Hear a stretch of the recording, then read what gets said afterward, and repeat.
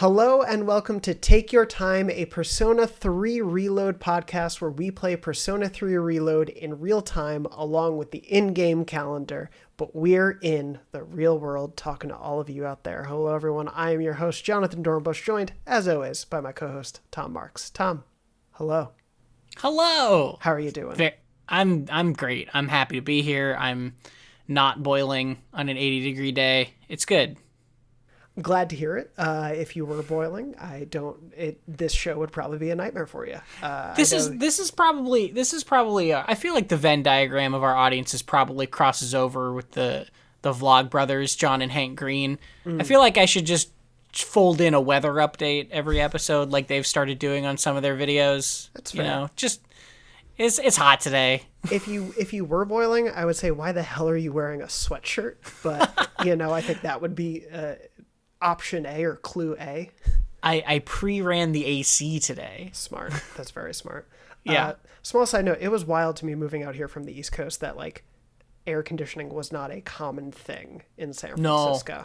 No. Yeah. The Bay Area, for anybody not familiar with the Bay Area, San Francisco area, AC is not, it doesn't exist outside of, like, corporate buildings, basically. Homes don't naturally have AC. Ridiculous. Yeah, it doesn't just grow out from the ground as it does on the East Coast. Every home on Long Island, you're near the beach, you got an AC, it's just, yeah. And you have a Jets or Giants. Well, probably if you're on Long Island, it's a Jets flag. Anyway, that's getting too far into my history. You can have a Giants thing here too. It's just different Giants. True. But which is weird because it also used to be the Giants out there, but a different Giants. What are we talking about? We're talking, of course, about the latest Nintendo Direct. No, we're here to talk about Persona 3 Reload and run through. What's so funny is right before this recorded, I told Tom I didn't have an intro bit, and so I just willed one into existence. That's the power I have for this show. We are, though, actually going to cover Persona 3 Reload this week. Yes. We are covering the days of June 23rd through 29th. We are rounding up to our next month. We'll see where things go as we get into the summer fully. But before we get there and before we get to the next full moon, as a small heads up, we are going to be shifting the calendar slightly on our end for recording, not in terms of us recording and publishing, but in terms of the days that we cover. There's going to be some loosey-goosey dates here or there, just slightly over the next month, based on what I feel makes more sense for the narrative arc of this show. So yeah. Keep an ear out for that. Yeah. We did this once before, right? We're just like shifting a day or two here or there to adding a day to 1 week and removing from the other just to make the events make sense. Yeah, don't want to be so beholden that we're splitting an important event right in the middle or we just get to a big tease and it's not a fun cliffhanger to have to wait a week for. So, yeah. Could you imagine having something happen at the end of a week and then not talking about it? That would be extremely weird, right? It would almost be like a classic CW show. Oh my God, that was the bit I had originally earlier today. And I promise we'll get to the show. I legitimately had this thought. I was, because I've been reading about how the CW as a network is essentially crumbling. This is a side tangent. They have new leadership. They're canceling all their shows. Oh, this is a side tangent? This is a side tangent. Yeah, just to be clear. And I was thinking, I had the thought, man, it's a bummer Persona wasn't a bigger hit in America earlier because it could have meant we would have a crappy CW adaptation because it just so fits as like a supernatural teen drama that would work. Never say never. As a TV show. We can hope. Somebody pitch Netflix. They're going crazy with games and anime right now, right? Netflix, call us. Yeah. We'll do it for you. We don't own the IP, but we'll figure it out. Anyway, we are covering the days of June 23rd through the 29th, I promise. But before we get there, we do have a bit of our normal house cleaning at the top of the show to do. First of which, of course, is our Confidant call out. This is a thank you to all of our members over at patreon.com/Take Your Time for supporting the show at the Palace Ruler tier, the highest tier. We appreciate your support so much, and as always, we want to give a big shout out and thank you to all of those, including Akechi is a Jelly Bean, Astral Clock Tower, Cameron C., Dallas, Damon, Dan F., Danimal Lover 01, Default Titus, Dexter, Goro Akechi, Keegan H., Michael V., Philip S., Programmer Sid, Sam K., Sarah M., Shade, Willie Wang Wang, and Zachary L. Thank you all so much for supporting us. As always, your continued support means so much to us, and thank you as well to everyone out there supporting us at the other tiers. If you want to find out how you can support the show and get episodes ad-free a day early, as well as bonus episodes and more, you can head on over to patreon.com/takeyourtime for more info. And in light of that, I did just want to say we've talked in the past about the wonderful nature of our community over there. They're a wonderful bunch who are supportive of each other, of the show, and all this. And I just wanted to point to a couple comments we got from this week, just because it means so much to hear stuff like this, and wanted to share it. But Sarah in the Patreon mentioned, they were like, I wanted to share how this podcast is continuing to live on. One of my best friends is finally starting P5R and is starting the first season of Take Your Time with it. I tell all new players that this podcast is a must-listen companion podcast. And Lauren, also over at the Patreon, said, new Patreon member, just want to say the care and quality put into this podcast is amazing. I started listening to the Royal recap a few months ago after I finished Royal for the first time and immediately got withdrawals. I'm behind on the Reload recaps, but I'm currently in November because I've been playing since release day. So they're jumping in. But yeah, just a few kind words. We appreciate it so much. It is always great to hear people jumping in to the old playthrough, this playthrough. So welcome. We're happy to have you. Yeah, thanks. Also, Reload recap is that's a catchy one. Could have just called it that. Could have just called the show that. But anyway, I'm going to switch everything out. No, before we do that though, before we jump into the rest of the show, Tom, we do have the pop quiz results for this week. All right, and I think this is a good one. I think some people got this one, yeah. Which was, so. I asked what instrument Junpei played based on the instrument you can see in his room. So, Jonathan, do we have some correct guesses? We do, including my own, which I wrote down in my notes last week, was the guitar. Correct. Electric guitar. Kind of predictable. Yeah. Yeah, right? Not off-brand. No, Junpei is definitely the dude who plays Wonderwall at the party. Oh, yeah. Yeah. He knows Wonderwall. He knows... And Creep. Creep, yeah. Boulevard of Broken Dreams, maybe. Yeah, that's a good one, too. Oh, yeah. Well, we got to think of what else was around 2009, right? Oh, man, yeah. No, you're really channeling my one of my college dorm mates because these were the limits of the guitar that I heard. Yeah. But, I respect... They stuck with guitar. I played Guitar Hero. But we did get correct answers from Murph and Francis, I believe, unless I'm missing. But yes, Francis and Murph both guessed guitar. Apologies if we miss anyone out there who wrote in after, but congrats to you for getting it correct. All right. And we'll find out what devious questions Tom has for us at the end of this show for this week. But before we get there, it's time for This Week in Persona, and that includes maybe a thing listeners might have noticed we didn't discuss last week. Tom, do we want to be honest about this, or do we want to... I think we got to fess up, because also I'm going to be talking about this in the sort... Anyway, basically we goofed it. Full disclosure, I got about 2/3 of the way through Tartarus and then stopped while still in Tartarus on the end of last week's episode on June 22nd, because I wanted to finish Tartarus, but I didn't have time that night, and so I just paused in it, and I was like, there's not going to be anything after this, and so I just didn't finish the day fully, and then actually went back and on that final day of the 22nd actually beat Tartarus, got to the end of Tartarus. Nice. So then was greeted by this cutscene. And Jonathan, you had a similar thing happen, right? Well, yeah, what's really funny too is, and I want to be clear, this is my fault, because you asked me, was there anything after? And I went, no, I don't think so, because in my head, I had finished my playthrough, I thought. Yeah. And figured I had beat the evening.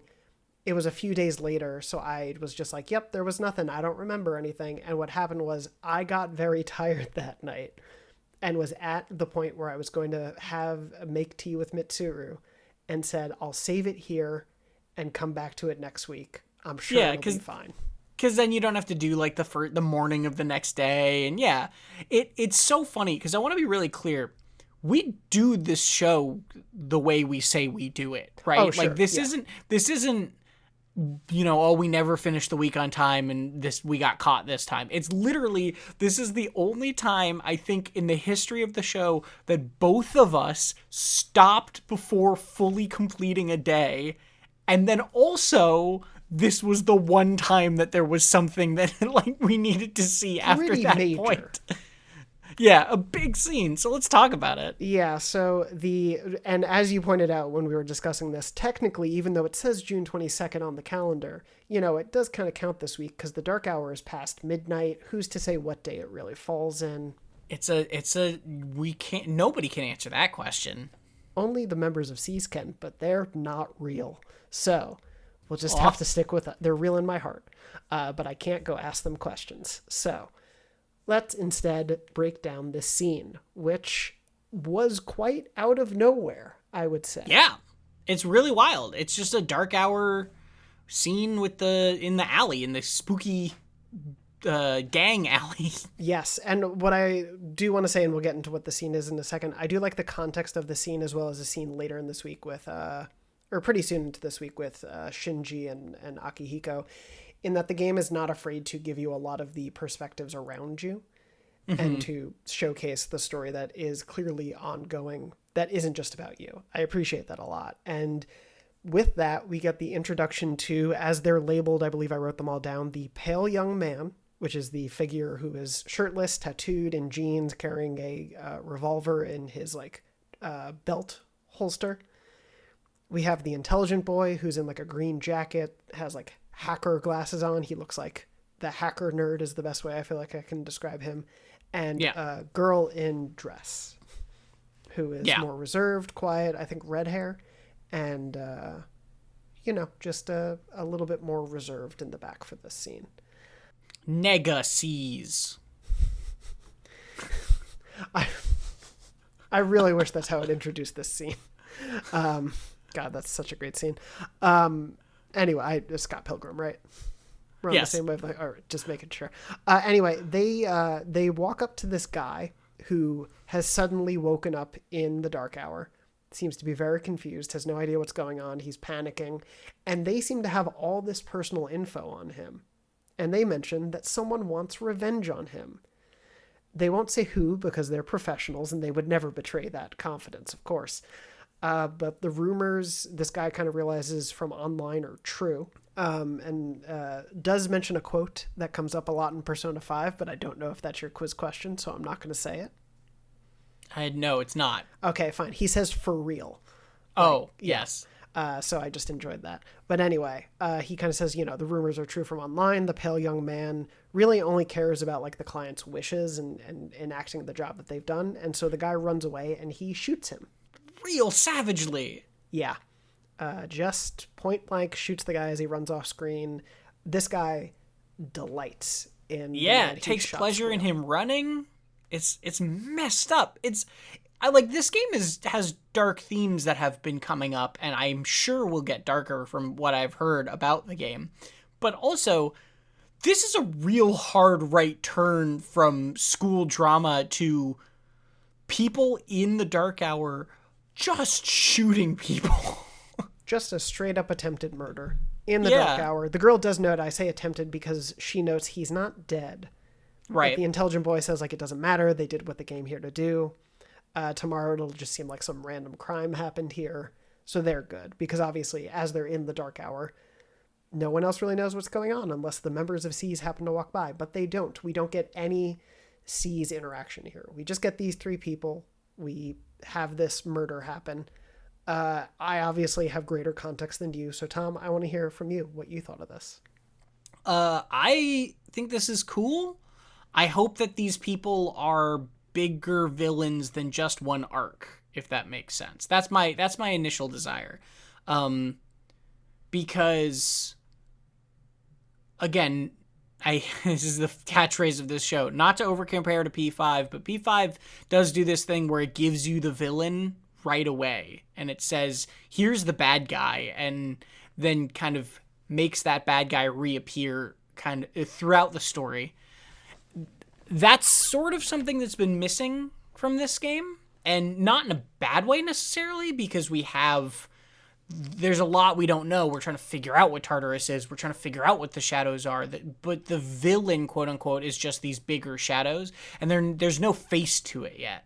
And so to have a face, a person that is the villain, the antagonist, at least for now, right? I don't know long term, whatever, yada yada yada. But like, at least for now, to have people that are our adversaries in this is super cool to me, and it's super exciting to me, and I am so ready to learn more about them and who they are and how we have to probably fight them at some point. I wouldn't worry about it. I don't think anything comes back up in this game. Yeah. They're also sort of have One Piece energy to them, I guess is a good way of putting it, where they're not quite as crazy, but they all are like a character design with a gimmick. Yes. You know, yeah. everybody in One Piece has a gimmick that is their thing, and they lean fully into it. And each of these characters sort of has their gimmick in a way I really like. No, instantly they are, all three of them are very distinct and have their own flavor to them. And again, we don't have their names. You don't know the context of them. I do like that we see them also not through C's eyes, but just through our own. And so you get this whole scene, you get a little bit of understanding that clearly they're evil, clearly they're doing this reprehensible thing, they have access to the dark hour, but beyond that, it's a cool mystery just set up. And to your point, gives us a driving force to be angry at in a way that you can only be so angry at the shadows because they're this otherworldly force. There's not a like groundedness to them. Here it's like, this seems like three people.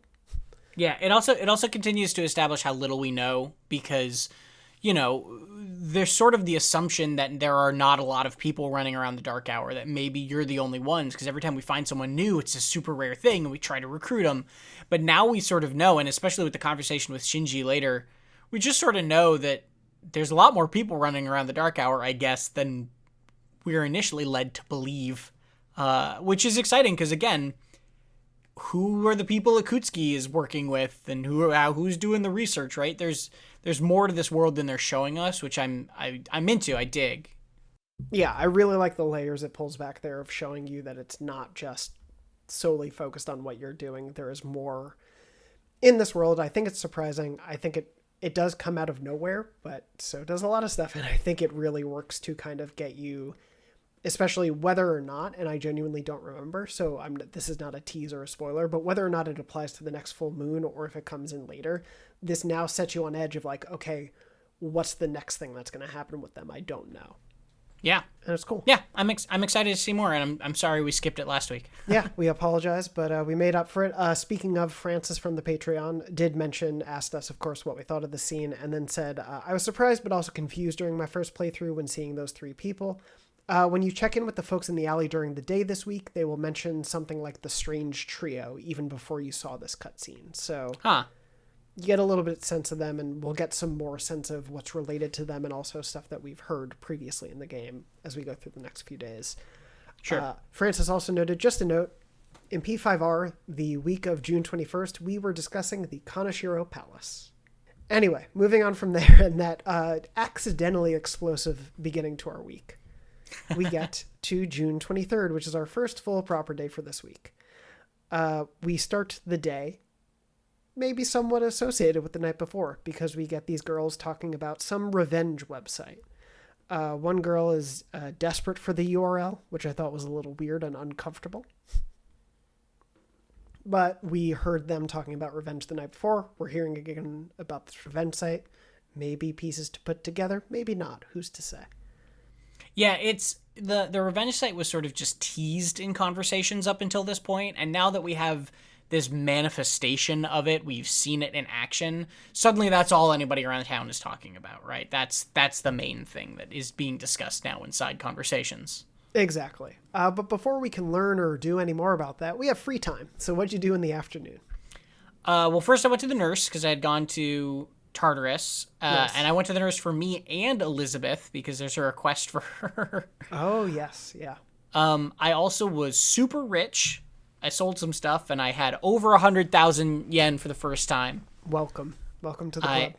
Yeah, I had 120, I think, by the end of selling everything, and I spent more than half of it this week. But and this is going to tease something we're going to talk about later in the week, I think, once it's actually wrapped up, I hung out with Kenji, who I maxed out this week. So we'll talk about that, but this was the rank 8 one.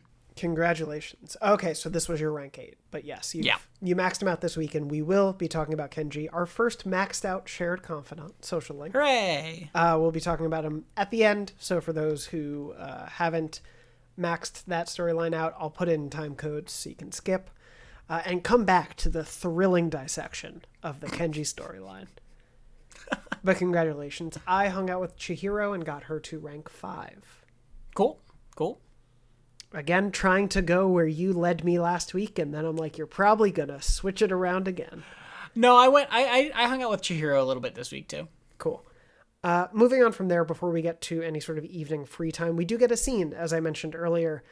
We get a really nice character building moment between Akihiko and Shinji Aragake, the cool-coded, mysterious guy who we met in the alley last time and who we previously saw in the hospital. You said cool-coated? Yes. But I thought you meant like cool-coded? Like he is. Also, he is cool-coded? Yeah, if any character in this group so far is like who we've met is cool-coded, it is absolutely him. Yeah. The two of them are at the ramen shop, which you've maybe seen in like hangouts and things. They're having a little bit of like playful banter back and forth with each other. There's clearly like a friendship here that has some bond, some relationship here. Akihiko mentions to Aragaki that things have changed since he left and that we've got 4 new members. And he doesn't want Shinji's power to go to waste. Akihiko doesn't like him talking like him, kind of brushing things off and saying he doesn't need to be part of it, it's not worth it, etc. And there's a little bit of tension there, and he tells him to let the past go and move on, and Shinji implies that's kind of ironic and rich coming from Akihiko, but doesn't go so far as to tell us information, and then leaves. Yeah. So the thing they don't explicitly say this, but the thing they're talking around, and you can pretty easily infer, I'm assuming, is that he used to be a member of C's to some extent and lived in the dorms, probably was the guy who was good at cooking, if I had to assume, and is a Persona user also and left for some reason and hasn't come back, and that's sort of where that relationship is. And again, none of that is explicitly stated, but I don't think it's a reach. I think they're trying to tell you that. It's just sort of, it's good writing, so it's not just being blunt exposition-y with it. It's talking around it like these two friends actually would, which I like. And it's a really cool reveal. It's really neat to finally understand what the relationship is with this character and to, again, learn that there's a history around C's and the shadows and the dark hour that is bigger than we know. So yeah, I mean, it's a simple scene. It's a short scene, but I really dug it. I really dug the implications of it. Whether your assumptions are true, I could never say or indicate anything. But no, to your point, I think... what I really love about this is that I do think it is, as the game has done well so far, is really put you in the place of you aren't this omniscient character coming in and learning everything, or that it's not going to just dole out every piece of information to you because it's the first chance to tell you. Like, it is going to make it feel a little more lived in, more real. These are how people would normally talk about a thing of their past. They would not be using it's like that thing in TV where they say a character's name 6 times in a scene. I don't say your name every time I ask you a question. Like, they're talking like more natural people do, right, Tom? Correct, Jonathan. Yes. I've heard that's a power play to let you know that I hear you and I'm thinking of you and remember you. But anyway, I go to business school. No, it's, I really like the scene. I like what it establishes. I like that it makes it clear that there are stakes on both sides of this friendship that are not being addressed. Mm-hmm. And it'll probably never come up again.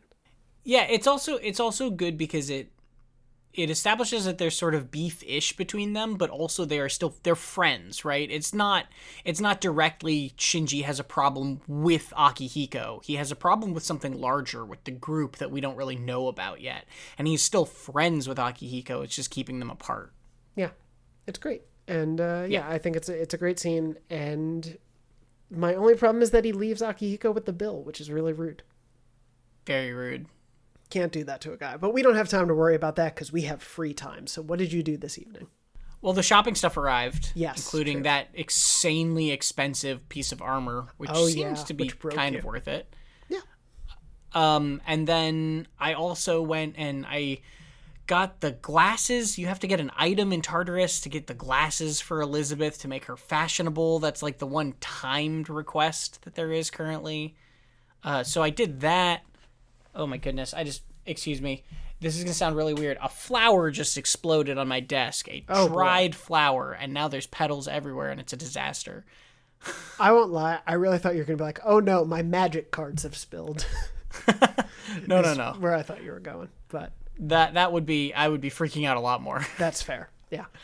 So I did the glasses thing. I got the URL for the revenge site, which is a thing you can get now. And then I got scammed by Tanaka, who said, hey kids, you want to make some money? And I gave him 20,000 yen and he went, hey, come back tomorrow. And I said, wait a minute. That's great. It's funny how clueless you can be in that. He's like, you'll make all your money back and more. And you're like, okay, here's my money, stranger. Yeah. Oh, gee, mister, you mean it? Yeah. Yeah. So I did that with Tanaka.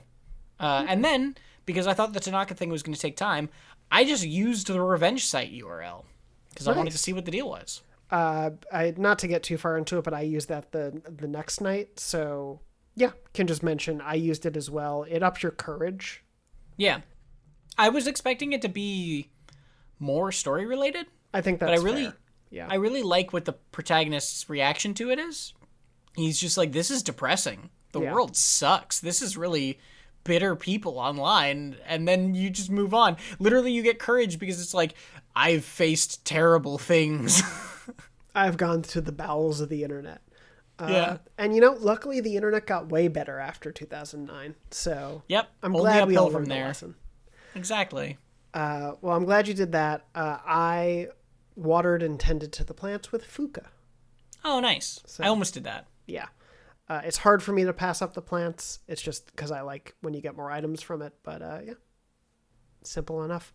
Moving on from there to June 24th. We get a brief scene in the morning with Junpei asking if we've noticed whether Yukari is acting weird. Yeah. He talks about how she's thinking about Tartarus too much and all of that stuff. He doesn't care. He wants to make it clear. He doesn't care about the information, but he is worried as a friend that she's thinking about it too much and finds it weird. Yeah, he's not worried about what she's worried about. He's worried about her getting caught up on it. Yeah. He's very happy to not question Tartarus at all.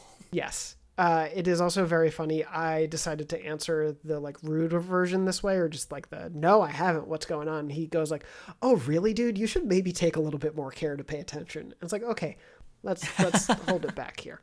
But no, it's it just gives a little bit of a tease. We'll get a little bit of follow up to that later in the week. But yeah, you got that scene, and then I think it just goes straight to your free time. I believe so. So what'd you do that afternoon? Well, I tried to hang out with Yuko, but she's also gated now. Interesting. So I'm gated on a couple people. I also get gated with Mutatsu later this week. I don't know. I'm just hitting all these dead ends all of a sudden. But so you just did nothing? You just No, I hung out with Haraga. I went to the art club for rank 2 because you said, give it a shot, get a couple in, and I'm, you learn a little bit more about who this character is. It's very funny that the art club storyline immediately pivots into he's a medical kid. It's a real quick left turn. Yeah, it is. That's why I recommended going for rank 2, I guess, slightest of spoilers. But yeah, I think rank 2 gives you an actual understanding of who Haraga is and kind of a little bit of his, I guess, personal dilemma and things that are going on with him in a way that the first doesn't really. I'm excited to check in on him more, but yeah, that's what I did for today. Cool. I wasn't gated because, as I've mentioned, I had trouble hanging out with this person previously because I realized this week they're only available, I think, on Wednesdays and Saturdays. Yuko is really rarely available. Oh. So I hung out with her, got her to rank 4. And yeah, just made sure because I wanted to make sure that I wasn't losing out on the Tower Arcana as well. Sure. Yeah. But so I did that, and then, we move right along into the evening. Yeah, jump straight into the evening. Yeah. As I said, I used the Revenge site, so I got my courage up, got it to rank 4. What did you do? I did the academics game at the arcade, just again, Mm-hmm. and I got up to rank 4 with my academics. Very nice. So I'm now smooth, tough, and smart. Look at you. Those are the words. Look at all those positive adjectives you got going on. I know. I made it past the mediocre 3-point hump. We all strive to in life. That's really the goal in life. Well, speaking of getting your smarts up, as we move into June 25th, we do get an alert. The teacher lets us know that exams are in 2 weeks. Right. So yes, everyone out there, get ready. We're going to have, again, the most thrilling night in Persona 3 Reload history. Exams yet again. I'll put the call out now. We will, of course, I think, as we did last time, use it as a great Q&A pit stop. So for anyone who has questions over at the Patreon, start to throw those in. We're going to start to compile a bunch for that week. Always good to have on hand. Yep. But yeah. And this is it just me? This feels quick. Wasn't the last one like a month and a half ago? It is. What's really funny to me is, because we're approaching, it makes sense because you're approaching, I guess, like the end of the school year, technically. Right. Sort of, at least in terms of like the American school year would be, usually in June for a lot of people. But we're getting toward the end of it. We're getting toward these new exams. But yeah, it's really, this game is both quick and it can feel like not a lot happens for a little bit. But we're quickly moving through. Like you and I are in rank 4s for a ton of our social stats. We're on our second exams kick. We've got 4 teammates plus us and a guardian watcher. Like we're moving through all this. Yeah.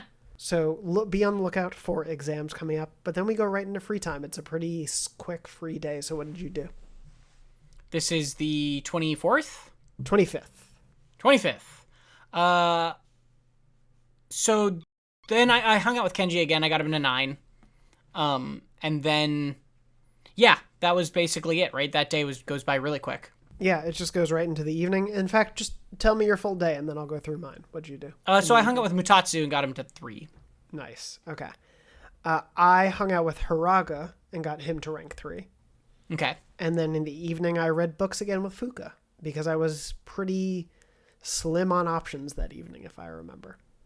Yeah. Yeah, that makes sense. The funny thing is I almost didn't want to hang out with Mutatsu recently because you can't get a Tower Arcana yet. And so, or Shadow. So I haven't been able to find one at least. Maybe there's one hidden in the combinations that I haven't seen yet. So I had been kind of waiting to hang out with him, but there was just so little else to do that I decided I wanted to regardless. That's fair. I think I did look it up this week because I do unlock him this week, spoilers. And I was trying to see, can I get a Tower Arcana? I think, and please anyone out there correct me if I'm wrong, I looked at a couple guides. The earliest Tower Arcana I could find was Eligor, and they're level 31, which I am not yet. Is that the poop demon? The or toilet is it man? one of the horse people? Ooh, Eligor is either a toilet guy or horse. It's Horseman. Okay, never mind. Horseman. What is Toilet Man? I don't remember. Why can't I remember? Something with a Toilet B. Guy? Yeah, it's not Berith. No, Berith is like that's other horse. Yes, exactly. Oh boy. What's with why do we keep comparing the horses to the poop demon? I don't know. It's really fun. It's like that my old coworker, but your current coworker. I think he put up that tweet where it was like he asked his daughter for a bunch of Star Wars character names and they were all like made up, total gibberish. And I'm like, yeah, that's how I describe the like Persona archetypes. I'm like, yeah, poop guy, horseman. That's what they are to me. Anybody who hasn't played a Persona game yet and is playing in real time, just us being like poop demon. Yeah. I'm sorry. Well, I mean, I gotta say, I could be wrong, but Belphegor. Belphegor, there we go. So I was correct that it was a B and also close to Eligor. With and the Berith. It's literally a combination. This is where our brains are. What a rotating cast of funny guys. I do think, I want to say, I've run into fewer, creepy persona in this game. I could be wrong, but I feel like in general there were fewer persona I ran into where I was not as embarrassed to have them on screen when they appeared, if that makes sense. I get what you mean. Anyway, moving on from there. The sexy snake.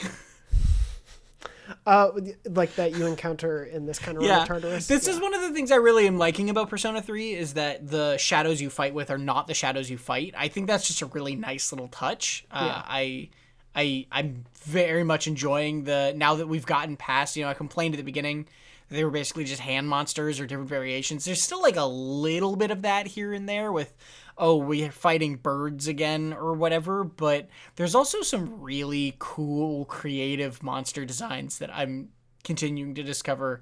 And anybody who's gone through Tartarus this week already, Sexy Snake, the actual name of an enemy in Tartarus, and it's just a snake that has the male and female symbols like hanging on it like a necklace, and it can charm people with a sexy dance. It's just... Man, there's layers to that one. Oh, it's great. I don't question it at all. Like, something about the design of that guy, I'm like, yeah, all of this makes sense to me. There is nothing about this that feels wrong. It's just a normal snake. Yep. It's not an anthropomorphized snake. There are anthropomorphized snakes in this game, but no, this one's just a snake. Just a snake. And when it does a magic ability, it turns itself into a heart shape. It's so cute. I like that. That persona is so just the perfect amount of weird for me. They're really good. I like that one a lot. I don't know if this is a good time to check in on Tartarus, I guess, just since we're talking about it. Sure, why not? Just check in since you did complete it, this section. Any other thoughts come up? I know you've talked a little bit about sort of the disappointment with it still being the same area, but just anything else, other thoughts as you've gone through now? I think Fuuka is a really nice factor in it. I'm really liking messing with theurgies and sort of timing. They seem like they come quick enough that you can sort of just use them and still be able to plan around saving one for a border guardian or whatever they're called. It doesn't feel like this precious resource that you absolutely have to hold until the last minute, which I enjoy because I don't like when games do that because it makes me not want to use the super abilities at all. I'm still... This is the thing, right? I know Tartarus might get tiring at some point. I keep saying this, but right now the combat is still just so much fun that I don't mind being in there. No, it's still really fantastic combat, and I think as you said, the addition of theurgies right now is keeping it fresh enough that it's still fun to go through and explore and understand how these all work. For me, given that it is my second time playing through, they're really good podcast opportunities for me. Sure. But I still am engaged with the combat at the time. It's just there's less talky bits to worry about. Yeah. I like that Akihiko's theurgy, he literally punches a ball of lightning. That's fun. His is really good. Mitsuru's with all the ice chopping is fantastic. And I do like that they are, to your point, I don't feel like you have to save them up super long. You can if you want to, and it's not the end of the world. But as long as you are playing to the strengths that those theurgies have indicated, you can amass them pretty quick. Like, especially with Yukari healing.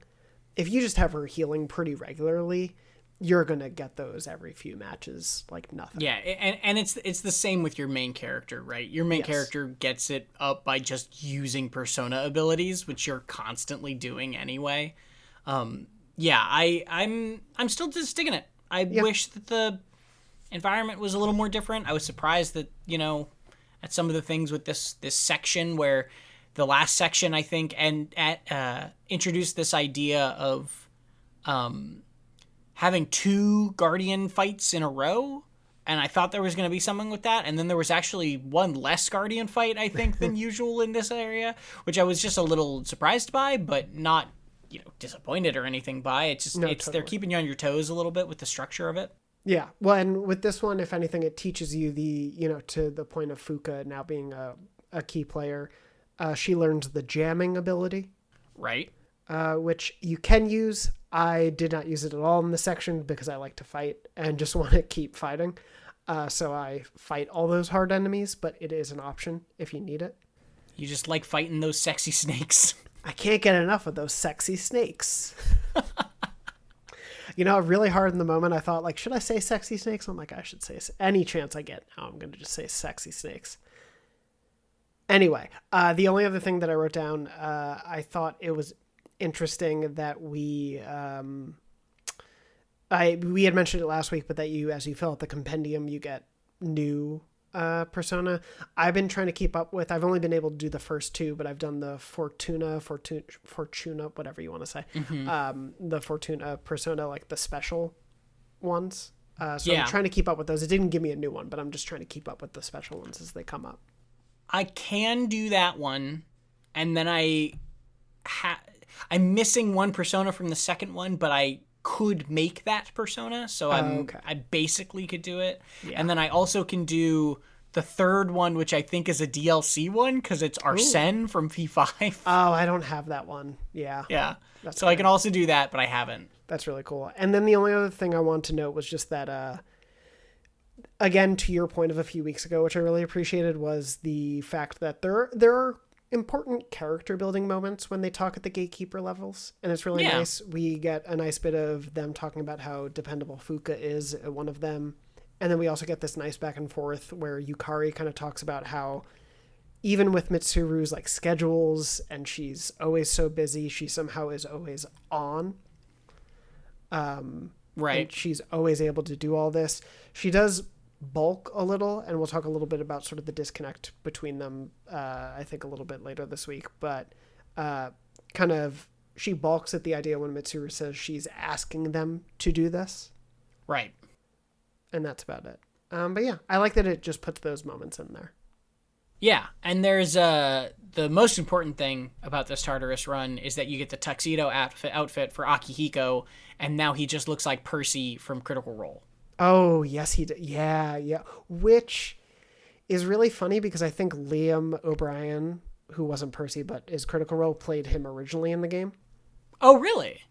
I think so, to my understanding. And now Liam is doing Kurosawa. Yes, my understanding is that most of the C's cast, forgive me if I don't know exactly all, but I think a lot of them came back to play the adults in this game.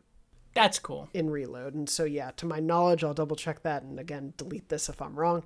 But Liam played Akihiko, which I really buy. But it is that funny thing, too, of like, I could see Taliesin having played Akihiko as well because of the Percy vibes. Yeah. It almost feels the outfit is so close, it almost feels referential. Yeah. It's a good one. But other than that, the only other thing I was going to ask if you've encountered any weapons you really love.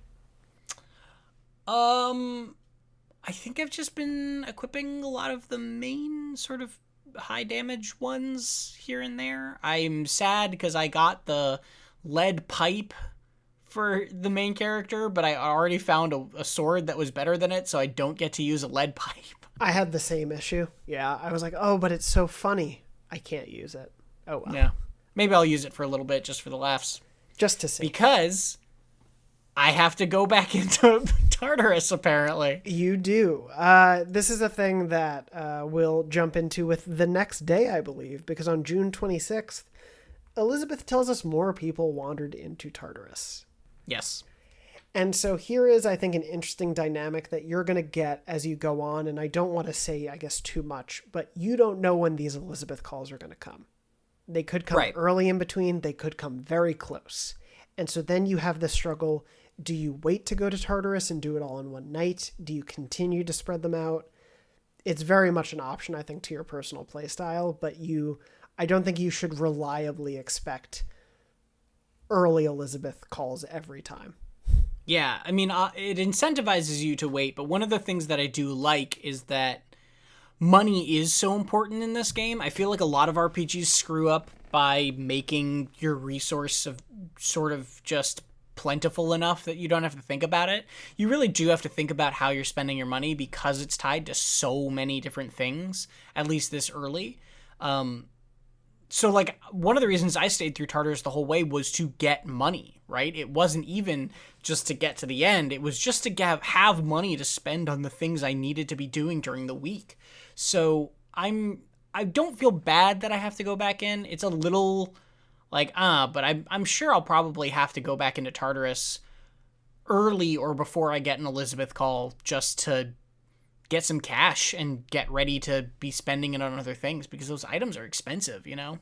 Oh yeah, it goes quick. Like you can, like you said, you've amassed 100k yen after the last one. It'll go pretty quickly if you're upgrading everyone, if you're getting some more items. If you're getting scammed by Tanaka. If you're getting, which you should be. Otherwise, what's wrong with you? But yeah, it's a really great balance there. I think you're totally right in a way that not every RPG nails. And I appreciate that.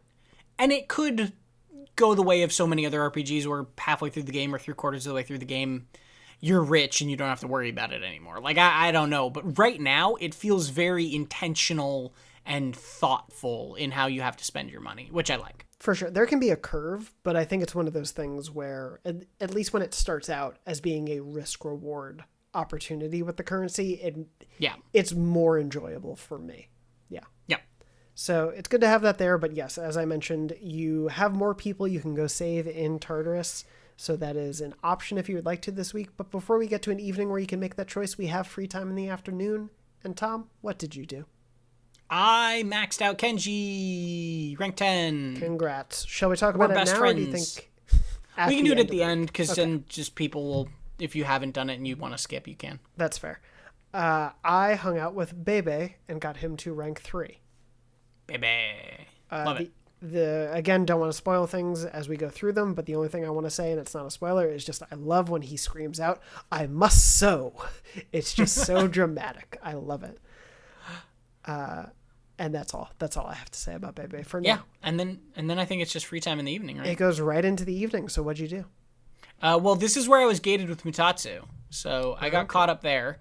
And then I ended up just cooking with Yukari, and I sort of cooked with Yukari because I had already done it once, and I wanted to see what happens when you do the same activity with somebody again. And I am sort of blown away because not only was there a fully voiced scene the first time, there's a fully voiced scene the second time that references exactly what was going on. It's a sequel scene to what happened. So the first time Yukari overcooks a chicken, and this time she's looked up a recipe and figured out how to make it better and makes it really good with you and is still determined to make it a little better. And I bet there's going to be one more thing. You know, it's so cool. Like, there's so much detail that you could just skip in these interactions. Yeah, it is. We had a synchronous night because I also cooked with Yukari. I did harvest my potatoes before then and planted my amoronions. Sure. A more onion, maybe. And I did that and then cooked with Yukari.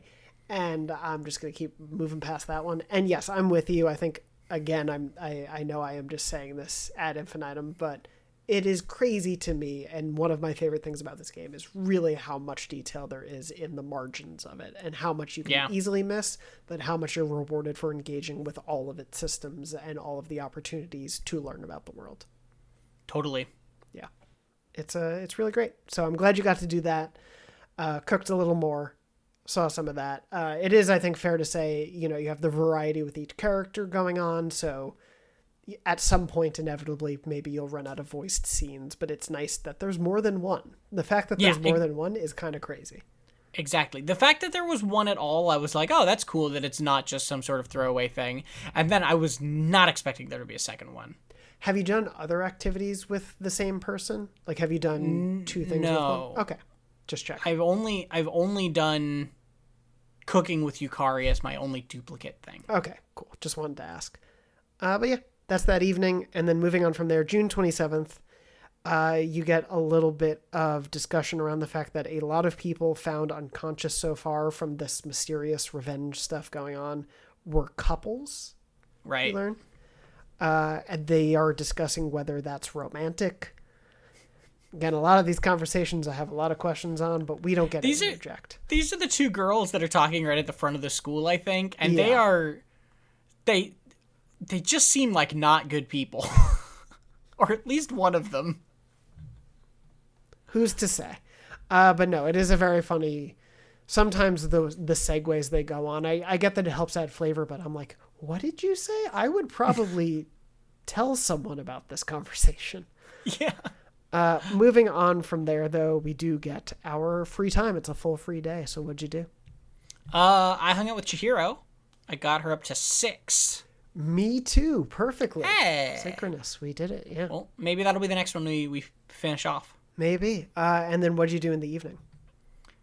I gave Tanaka more money for some reason.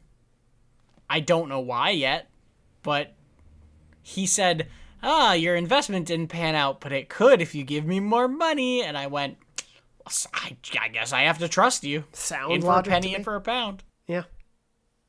And then in the evening, I went and watched boxing with Akihiko for Nice. Courage, which was a fun one. Yeah, those are fun ones to do. I finally started and met with that monk. Yeah. And started the Tower Arcana. Nice. So yeah, that was that evening. Moving on from there to June 28th, as we're barreling through. Again, a free day where it's just free time now, where I think it's a day off. I did the thing, just out of curiosity, after you mentioned last week, they were at the shrine. Yukari and Junpei, I believe. So I went and they were there again this week, and I got an introductory to this, the Ken kid that they're with. So, nice. Yeah. So I did that, and then I ranked 9 with Maya. Wow. I went rank 5 with her, and so I'm Nice. starting to figure out who she is, maybe. You're getting clues now. Yeah. Yeah, getting more direct clues. I also did the shopping channel. Of course. And got the gardening stuff. It was just sort of seeds, I think. I wasn't sure if it was a good deal or not, but I just bought it anyway. I did the same, and it was one of those things where after I pressed purchase, I was like, I kind of want to go do this math because I think I could go buy this at the shop, but whatever. Yeah. I hit play. We'll just keep going. Yep. And then we get to the evening. I do want to mention it's a quiet night in the dorm. You go up to the second floor, I believe, and Junpei, Fuuka, and Yukari are sitting around, and you get a fun little conversation about them hypothesizing what the top of Tartarus is like, because we're now, potentially 60 levels in, which is a lot of floors to climb in a building, and we're not done. And yeah, it's just a fun, again, easy thing to miss, but a really nice conversation. Yeah, it's very cute. There is a very funny thing where Junpei is like, I bet that there's nothing at the top. There is no top of Tartarus. And everyone else is like, that would suck. That would be really bad for us. And he was like, oh, well, then I bet there is a top of Tartarus. He's just going to be agreeable. He's not going to argue there. Yeah. No, it's a good, sweet, again, group building moment. And a very, I think, natural thing for them to wonder at this point. So sure. I like that that's there. But yeah, what'd you do with your free time? I ate at Wakatsu. I don't know if I should have done that in hindsight, because now that I've hit 4 academics, I feel like I should be prioritizing the other stats until I need more academics, because what is it? Fuuka needs courage, I think. Yeah. And so there's just other stats I could be doing, and I was like, I don't know. But I was sort of running out of things I wanted to do in the evening, so I just ate there and got 2 intelligence up. That's fair. I did similarly to you, but thought about doing courage, so I ate at Wild Duck and did like the special meal that they have that evening. Yeah. Again, I didn't have many options. I think weirdly because of that conversation, there's no hangouts at the dorm. And then I had no Tower Arcana or anything else to do. So it was like, yeah, I'll just go do that. And that was the evening. Moving on from there to our final day of the week, June 29th. We get in the morning conversation, as I mentioned, there were a little bit of teases here or there to things, especially if you've gone to Tartarus and saw that conversation. But you get the sense that Yukari mentioned she feels Mitsuru is hiding something from everyone. Yep. A little bit more direct from kind of the building uncertainty we've seen over the last few weeks. Yeah. Right. Not much else to it. Again, we're pretty close to a full moon, so when character moments happen. But yeah, it's one of those like, here, let's just see it a little bit more in. And then we get another sub from our good pal Edogawa. Yeah. Boy, he goes off again. I've lost track of if these are getting longer or if I'm just clicking faster now. Because I just skim them at this point. Well, this one is about natural magic. Yes. We do get a question, so you either had to pay attention or you can do like the game allows you and just click the log of dialogue, scroll back up, and check for the answer. Oh yeah, I guess that's true. I was gonna say I enjoy that they've made these conversations, these lectures that are so long that the question you have to answer is answered in the lecture just to check if you did skip through or not. I love it because I think a thing for me, especially having played Persona 5 all the way through, there was no conceivable way for me to know an answer unless I Googled it, would be frustrating. And there's definitely some of those here, but at least I like these opportunities where it is funny. And I think the game knows you're going to click through. So it is a very much like, oh, really? Did you want to click through all that? Yeah. Yeah, it's cute. But you could have answered. You could have not. I assume you answered correctly. I did. It was the dowsing question. Yes, yeah. We get information about calendars and all these things. It's, again, a wonderful long diatribe. But then we move on to our free time. So who'd you hang out with? I went and hung out with, or did the student council thing. I wouldn't say I hung out with Otagiri, because he was out of the student council room for this one. But I got Otagiri up to rank 4 in a very contentious scene. Yes, I know exactly what you're talking about. And I hung out with Otagiri for rank 7 for a synchronous afternoon. Not quite, but yeah. Moving on from there, we do then get a little bit of setting the tone. We're getting into things. We're pretty close to a full moon.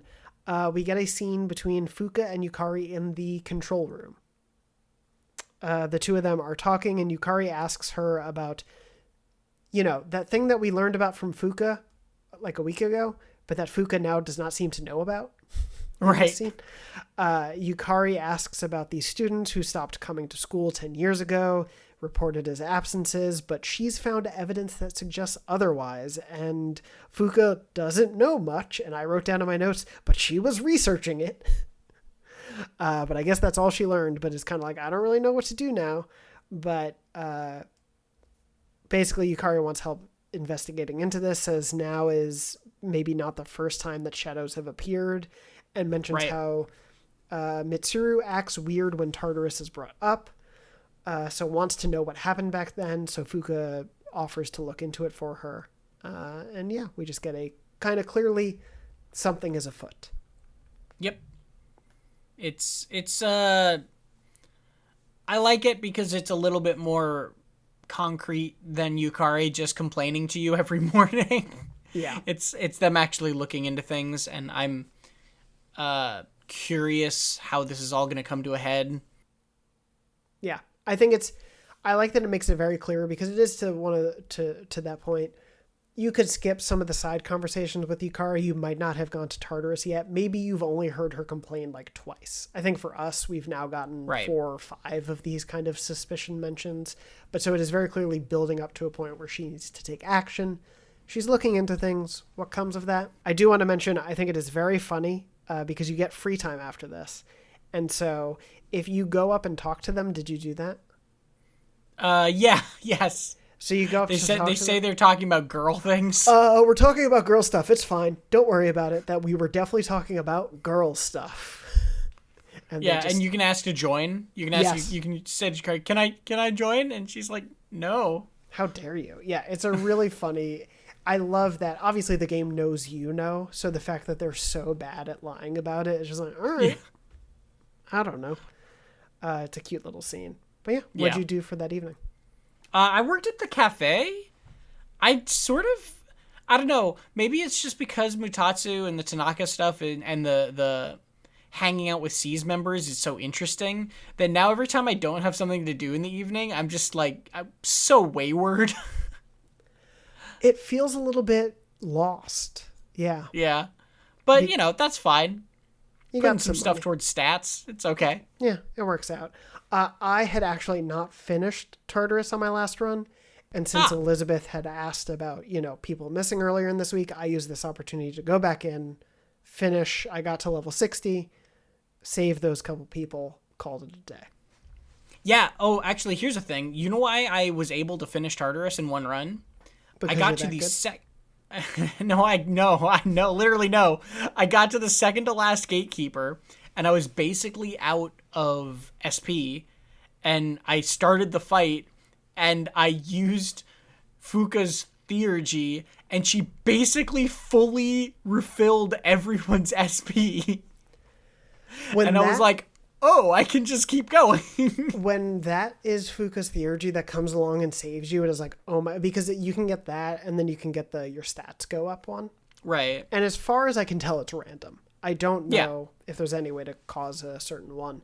But when you get that one that refills your HP and SP and you're like 20, 30 levels, like you're on this long run, you're just like, hell yeah, let's keep going. It's nuts. It's a mood booster. I love it so much. It's so good. Yeah. And that's our week. We did it. Again, a lot of, I think, setting the stage for what's to come. As we've mentioned, the full moon is not too far away. And in fact, with that in mind, because there was a little bit of a short and we integrated some in, I don't have a ton of questions or comments for now from everyone, but appreciate everyone who has written in and left some of the comments we read earlier. Excuse me. I do, of course, want to mention that we're going to play fast and loose with the dates a little bit. We're going to be getting in the full moon operation next week. So normally it would have taken us to the night before, but I said, no, let's do it. We're pushing one more night. So for next week, we are going to be playing the days of June 30th through July 7th. So 8 days for next week. Get your Tartarus in, finish things up, make sure you're leveled, get ready for that full moon. You will have an operation to do, and we'll have that to discuss next week. We'll hopefully have some thoughts and insight from all of you of what you thought of it. But yeah, that'll be up next on deck. But before we get there, Tom. Let's talk about our idiot best friend. Let's talk about Kenji. Kenji is our, it's weird, but he is our first social link completed. Obviously, full spoilers for the Kenji social link to come. If you haven't played, skip along to the end. If you want to listen to us, just say our outro. But otherwise, we'll see you next week. Other than that, yeah, Kenji, creeper dude.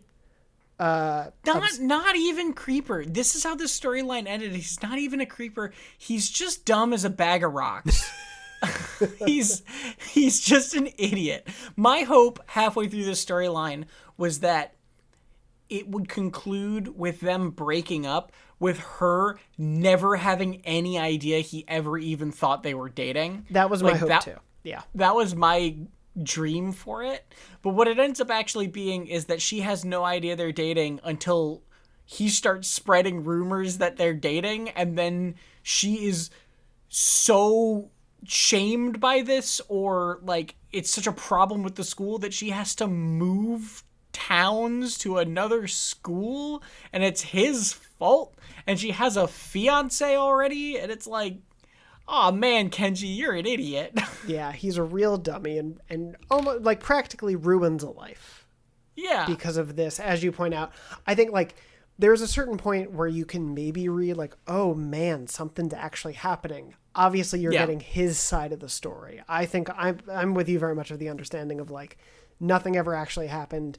Maybe she helped him study after school or something, but he took it the wrong way and just spiraled into being a weirdo that he was dating his teacher. And it's like, I'm glad it, I guess, doesn't go where it could, because there's a lot of problems with a story like that. And we've seen that elsewhere. And the teacher very clearly never had any interest and thought that was weird and would not be doing that. And it's just him projecting and being stupid. Yeah. And he is clearly obsessed and as you go through them, especially those early ones, you're only getting his side of the story, but you're getting, wow, she's just not like other women. She has taught me all these things. I really got to be, there's even a part where he is like, I need to be a better student for her and to study more and all this stuff. So it's like weirdly having a somewhat positive effect on this horrible idiot. Yeah. Who knows if it actually sticks that way, but yeah, at the end of it, you very much understand he is just a deluded weird idiot. Yeah. And you just encourage and enable him the entire time.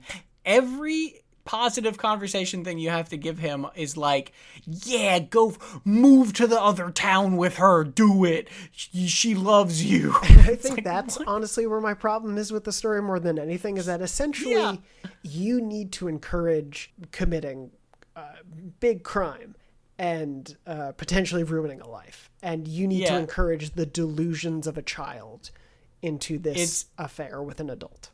I think this whole storyline is funny, but also my main complaint with it is that it's just sort of thin. You don't really learn. You don't really learn much about Kenji. He doesn't have a tragic backstory. You don't really know much about him as a person besides the fact that he's dumb.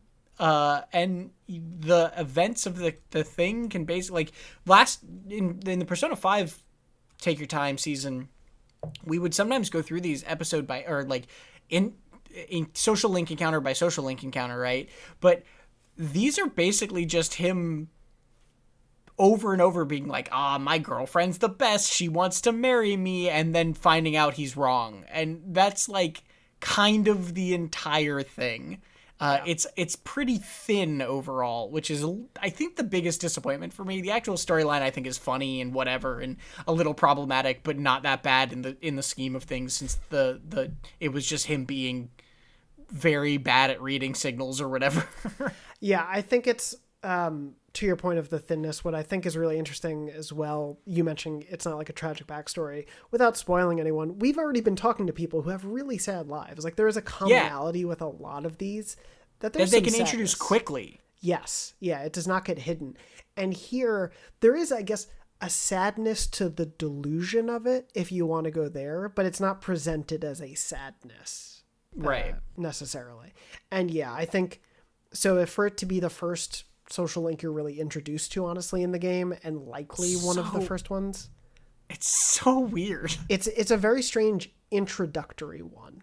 And I think doubly so for me. Yeah, I think maybe I'm at a slightly different level than you. I don't know. But like, for me, it is definitely a, like, I really don't love that the way to get through this one is to just be solely encouraging of this. Yeah, it makes me think back to Mishima's storyline in P5. Yeah. Where when that dude starts going off the rails, slight spoilers for that, your conversation choices with him are like, what are you doing?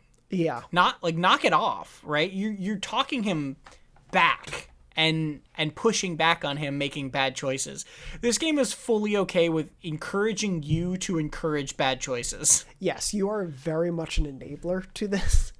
Yeah. And in fact, are his like biggest cheerleader when it comes to this relationship that should not exist. And so I don't think it's... And to be fair, never actually did. True. Right. Yes. Yeah. But I guess like to the delusions of it, you're certainly the like number one supporter, which is not ideal.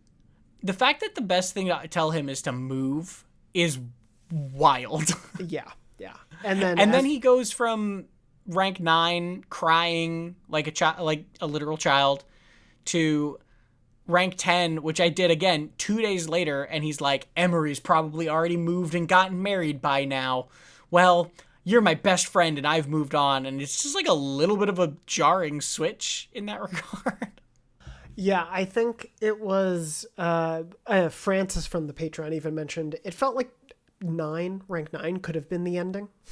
Yeah. To a certain degree, just because it is such a flip-flop, and I kind of get that there as well. It's a weird one for your first one. It's a weird one. I don't hate it. I think it avoided being as the problematic mess it could have been, right? It just ends up sort of feeling pointless to me. Yeah, I get where you're coming from. I think it's also a very interesting, and again, I know that this is not always the most fair comparison. I'm not saying it's worse as a result of it, but because our P5 to P3 relationship is what it is, when the beginning of that game's confidants are your closest teammates, and you're really getting to know them pretty well early on. It's a stark contrast to the option to hang out with this dude who's obsessed with a teacher who otherwise you do not need to speak to whatsoever. Yeah, I would not be surprised if this character literally never came up in the game again, right? That's fair. I get that. Yeah.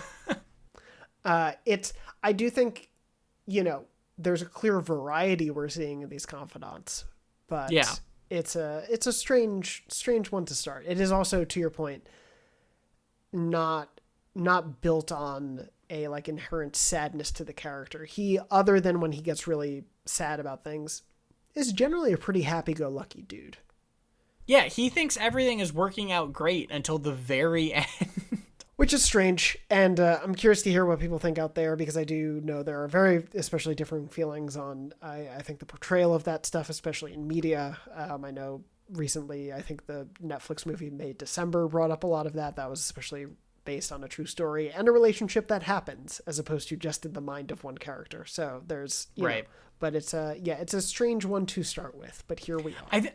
I think that point is a good one, right? In that, I think if this character was introduced halfway through the game and had the exact same story, but you'd already made other relationships and friends, and it was just sort of this weird comic relief thing in the middle of the campaign, I would probably not care as much. But because it is the one that is explicitly forced on you and starts things off and is the easiest one to complete and is a character that's very available all the time, it's just sort of weird. Yeah. No, it's a weird one. And yeah, to your point, you get a lot of persona that work for him well. He is available a lot of days. It is very much one the game wants you to engage with early on. And as we've noted, there are clearly also social links that are gated until you're further into the game. Right. So a priority level going on here for sure.